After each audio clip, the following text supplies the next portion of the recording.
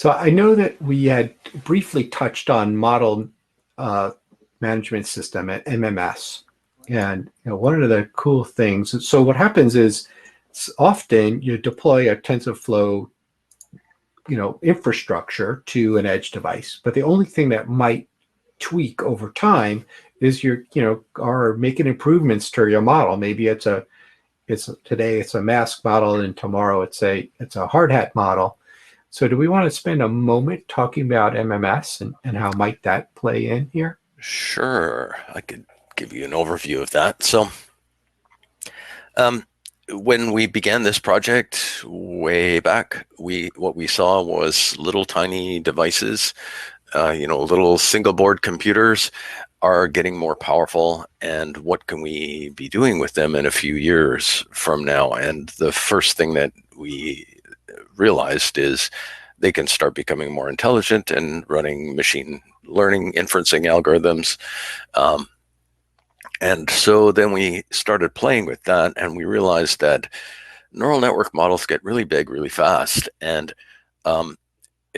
to download a new version of your container with a new neural network model in it can be kind of disruptive to the service that's being provided on the edge. So we came up with trying to completely separate the life cycles of those two things, right? So when you use the model management system, it uses the same either pattern-based mechanism or policy-based mechanism, which is controlled by intent, or you can actually itemize the nodes that you want the model file to go to. And it works for any kind of file too. I should clarify that it's not just neural network models, but it allows them to be completely separate. So you can start up your container with, version 1 of your neural network model that, maybe detects masks, but then people come up with those masks that have lips on them and, teeth and whatever, and your neural network model doesn't work so well anymore. You can deploy a new, you can retrain in the cloud on more powerful servers, and then you can deploy the new version of the model out to the edge. But your existing container that's running out there on the edge and using the old version of the model, it can detect that a new version of the model is available. The agent, it can ask the agent about the new version of the model. When it's available, then it can, switch over to using that between inferences, right? So it's using the old model to look at John's face, it's looking the old model to look at Sharath's face, and then it uses the new model to look at Glen's face or something like that, right? So just as it's going in the sequence, it just cuts over. And you'll see there's a couple of videos about this in that playlist that we shared, one of which is just an overview of the model management system and how it works. And the other one is about the model management system helper, which is a little bit of glue code that I wrote that if you use the helper, then the new model file just shows up in your container's file space. So all you need to do is keep doing an ls, basically list the files that are in this directory. And when a file with a new name, with your new model version number shows up in it, then you can start using it. And it won't appear there until it's completely there. It's downloaded there in a hidden file, and then the hidden file is renamed to the name of your file. So you either don't get anything or you get the one that's ready to go. So that just makes it a lot simpler. Instead of interacting with the REST API that the local agent provides, you can just have the file show up. And so that's the idea, that you can revise your model over and over again, because it tends to change a lot more than, at least in our playing with this, we hardly ever had to change the inferencing engine. But we did need to change the model all the time. Right. And so you could containerize a model and redeploy them. Sometimes the models are pretty big, and you'd have to push a whole new container, or you can just push the model itself. And that would result in the old container stopping and releasing the port that it's bound to or whatever, and then the new container starting up and binding to that port. So there's this gap. There's no service in that time in between, right? So we wanted to eliminate that. Right. Very clever. How about let's talk about Maximo visual inspection for a couple of minutes, because that's a very important part of our story. So if we want to train on hard hats or train on a particular thing, that we've got some really powerful services. Sharath, do you want to talk about Maximo Sure. visual inspection? Yeah, and maybe I can even share my desktop and show some of those things. So yeah, so this is an older version, to be honest. It's called Power AI Vision here. This is the older version that I have running. It's now rebranded as Maximo Visual Inspection. And it's really powerful in helping you create these models very quickly, and it puts the power of AI computer vision into the hands of subject matter experts. Building highly accurate, customized AI models is remarkably easy and incredibly fast. So it really simplifies the process of just gathering the different data sets. So you can see here I have a number of videos and screenshots and images of us wearing hard hats. So let me go into one of them and just show you how once we have these videos and images, you just drop them into this user interface and decide to split them up at your convenience. You can decide how many frames you want to capture in this particular video. And then initially, the subject matter expert has to start labeling and boxing the things that are identified or that need to be identified. So in this case, we wanted to identify this as a blue hard hat and me as a person. And you have to do that a couple of times, but then eventually, especially if the objects are in the same location, you can just click on paste previous, and it's very quick to go about training a model. And once you have this initial model ready and deployed, you can then reuse that model to further train the model on additional images and videos till you have a really robust model. And then once you have that robust model, you can look into the different the different criteria to measure this model. So let's see, let me click on one of them and I'll show you how you can look at the performance. You can look at the accuracy, and you can also see the confusion matrix for each of these deployed models. And then you can also customize some of these things so that you're more happy with it and keep retraining this model. So that's the Maximo visual inspection product that we used. It's really good for detecting these objects. But if you want a lighter version, I think as John, you were mentioning, the cloud annotations is also a really great tool to get quickly started upon, and it follows a similar process of boxing the objects that you want to identify, and then creates a TensorFlow model for that. Right. Yep. You could share my screen and I'll show you that for a moment. Just so I took some of your images from your video, and I tagged with annotations that whether they were persons or yellow hard hats or blue hard hats. And as I grabbed frames out of this, that became my training set. So about 400 with lots of different annotations. I was able to train my model. So similar to, now you probably ran it with some GPUs pretty fast. There was a question here. So once you've got all your training data, how do we build models? That becomes for data scientists, and I know that's sort of your title. I'm not a data scientist. I'm an IoT guy. And so I use some Watson Studio and Jupyter Notebooks and so Watson Machine Learning. And I think I paid a couple of dollars for a GPU or used some of my free credits. But you were able to use Power AI with a much more powerful GPU to train that. So there's a question here.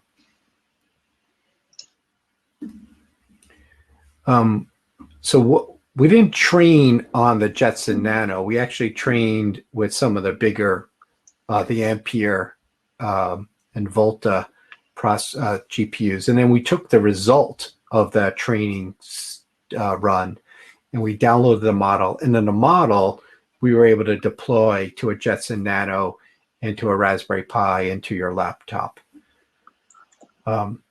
Right. Yeah. So the Power AI Vision, at least when we ran it, it was running on the Power 9 hardware. And this Power 9 hardware has about 4 different NVIDIA V100 GPUs. So it's a very, very powerful machine. So it does the model, creation there. And then once the model's created, that's when we containerize it and then deploy it onto these smaller models. So it's just the inference engine that's running on the edge server. Right. And so the inference engine just gives you back coordinates very often. If it finds a person, if it finds a hard hat, it'll give you the label data, and in the frame, they'll tell you the coordinates of that, whether it was a hard hat and where it was on the picture. So you see, so the inferencing just was the yellow hard hat or the blue hard hat or the person.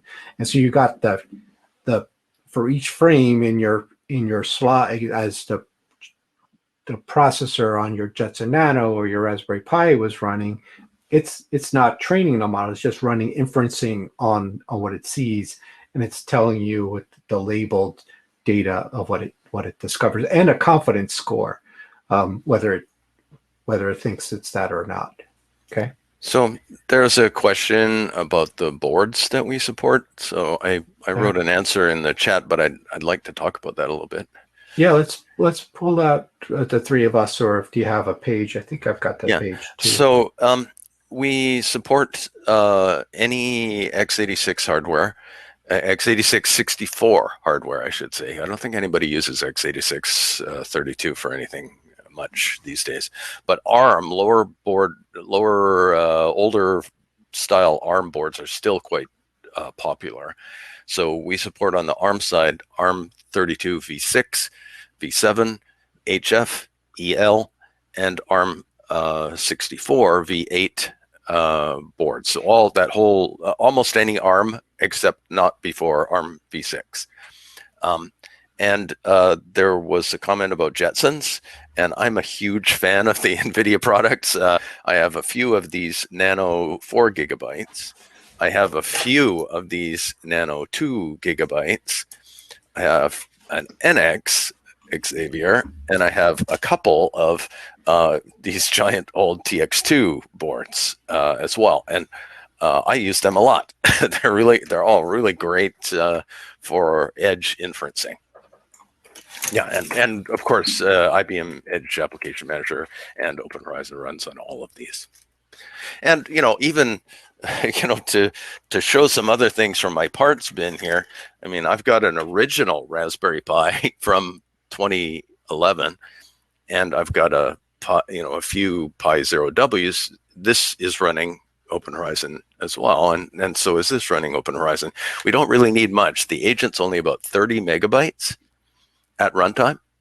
So, it only needs a small fraction of a single core, even on the ARM 32v6 device. So, in terms of hardware, you can put it almost anywhere. Now, we do have some operating system, requirements. You're not going to run on a Windows machine. We don't support Windows, at least not yet. We do support Linux. Docker is Linux-based.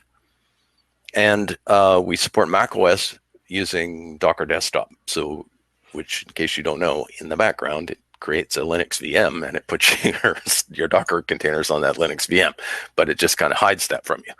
And the same kind of thing happens on Windows. So maybe in future, someday we'll support Windows as well. Also, there's a few flavors of Linux. We support the Debian varieties, Ubuntu, Raspbian, Raspberry Pi OS, and we support Red Hat, although there's some problems with Podman. So right now, Podman is very close to having the Docker APIs, but not quite. And they're working on that. But right now, you uninstall Podman and install Docker, and you're good to go on a Red Hat family of operating system, Fedora, OpenSUSE as well. Yeah. So also, there's a containerized version of our agent. That's what we use in the Kubernetes environment, and that's also what we use on the Mac, by the way. In the other places, we install either like a Debian package or an RPM or whatever, that kind of thing, on host, as a host executable.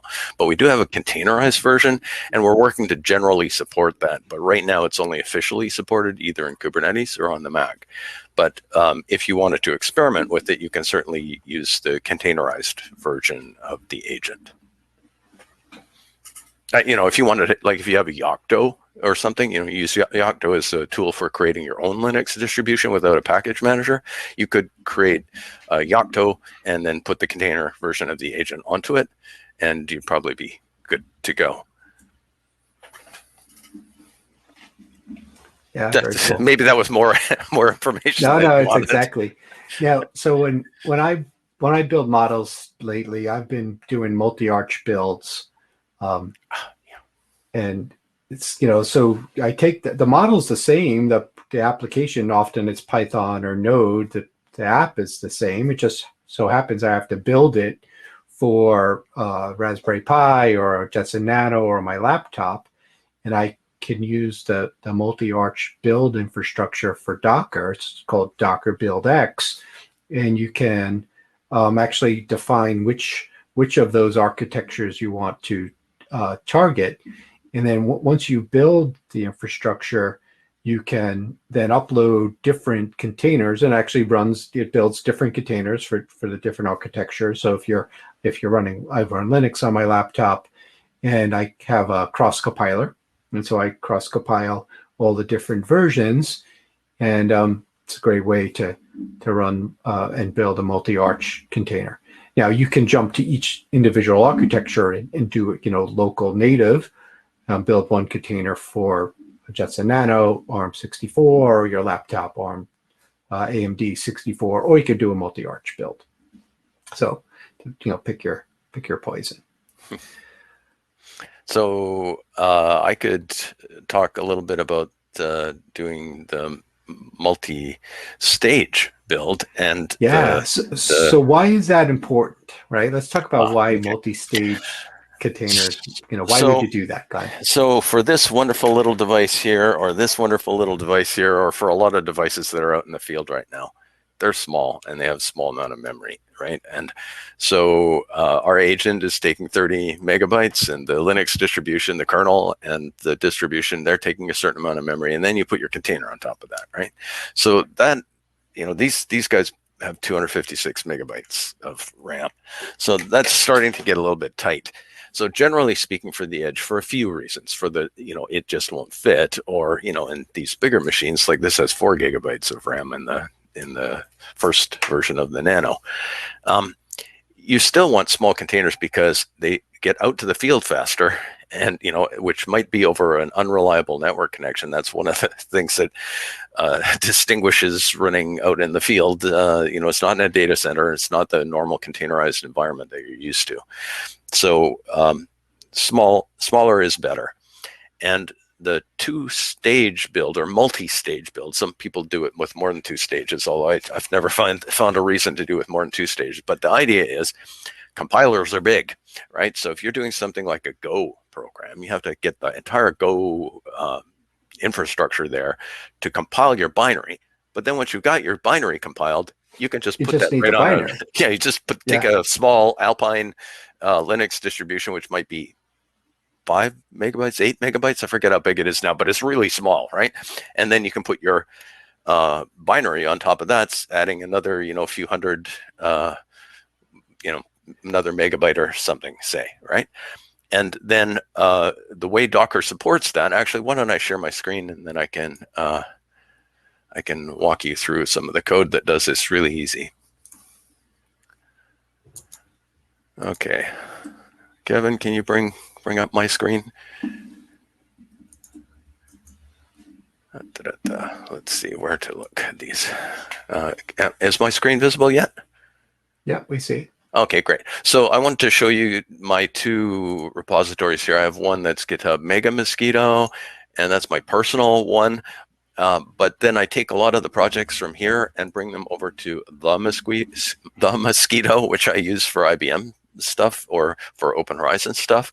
So you'll see projects here that have the Open Horizon infrastructure in them.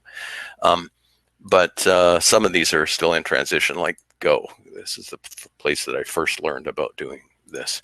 So let's take a look at this. So here is the, oh, not makefile, I want to look at the Docker file. Here is the Docker file for my two-stage build here. So this first part of the Docker file, you could take this as the entire Docker file for the first version. It uses the Golang image as a base. Then it updates, adds some tools that I like to use for development purposes. And then it copies in my Go source. And then it gets a couple of... every copy, every run, every time you wind up running another command, it becomes another layer to your Docker container. Right. And so sometimes you just want to collapse all of that into one layer. So yeah, instead of having lots of little layers, which is lots of overhead, you can, sure. So I think that's a separate topic though. I mean, you could from something run and then do command and ampersand, ampersand, command, ampersand, ampersand, put it all in a single layer, right? But what this does is actually you can change which base image you're using as well, right? Like I use the Golang image for my first stage of the build here, and it has the Go binary, the compiler, Go compiler in it. But in my second stage, I don't. And typically for a second stage, I'd have another version of a Linux distribution here in this from, and then I would copy from my first image, which is image 0 here, this path, go bin web hello, which is where I output the Go binary that I built. And I copy it from go bin web hello in the first file system of the first container into this path in the second container. But so typically this would be something like Alpine here. I'd say Alpine latest, something like that. And then you could go on with that. And, for something like a Python program, that you might need some infrastructure in order to do your image. But here I've done actually something even better than that. This says, this is a keyword in Docker. From scratch says, don't use any operating system distribution at all in the image. So this container is the one that's actually deployed on the edge node, and it sits directly on top of the kernel. I mean, with the help of the facilities that are in the Docker daemon, mind you, but that's kind of on the side. It pretty much runs directly on top of the kernel. And actually, if I show you, I'll show you another one here. This one here, another one that I use this exact same technique of from scratch. Sorry. Come on. You can't find it, Glenn. I've got an example too. Okay, so let's go web. I wanted to show the C version of this because it's incredibly small. So here it is. This is the first half of it, which builds the binary. And here's the second half of it. And this creates a web server that responds, with HTTP text. And the entire container, if you Docker save this container into a file, it's 400K. So that beats any VM, right? And it beats almost any container as well. So this is just a technique that you can use. Of course, it's fine to not use this technique. It's fine to, like in my Python example, I can't really do this because it needs the Python interpreter, right? Mm-hmm. So in here, in here, I just have one stage built, right? But it has a lot of baggage that I probably don't need. Actually, one last thing I want to mention about this. So about the layers, if you have one run command that does something, and then you put another run command that deletes those files, they both add space to your container. It doesn't, it's not the same as not having those files there at the end, because each change adds a layer. Think of it like Git, right? It's another set of diffs that are applied to the container. So really, what I've learned over the last year or two working with Edge, containerizing Edge workloads, it's really thinking through very carefully how I want to build my containers. And so I've been really doing multi-stage, multi-arch builds for a while now. And let's see if I can pull my screen up. I'll show you an example too. Yeah. I just have one here. So from node LTS as build, I run a number of commands. And you see that in some cases I'll do the run with the ampersand. So I'm doing like multiple things all on one run line. But ultimately what this build stage does is it's going to collect up all the files that I need in a directory called data. So I've got, I do a number of steps here. I'm doing a copy. I've got a number of files. I'm copying it into data.